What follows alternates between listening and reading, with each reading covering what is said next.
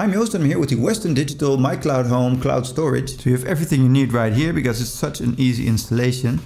Just insert here the Ethernet cable which is supplied and the power cable which is also supplied, and that's pretty much it.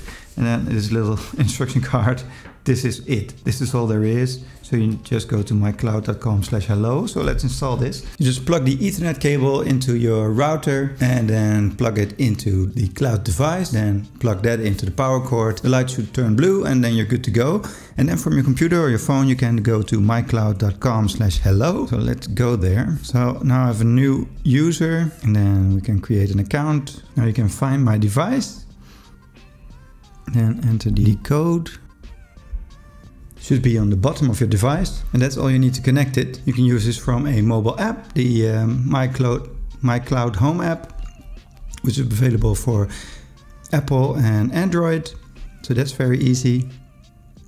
And you can go to the MyCloud Home for web, which I'm doing now on my computer. And you can already see the cloud is activated right here. You can see your photos, all files and folders. Easily see the files here. Now you can just add files by dragging and dropping that, and then it's uploading it to your personal cloud. So it's not really on the internet, it's just your personal cloud here. So this is the first item added.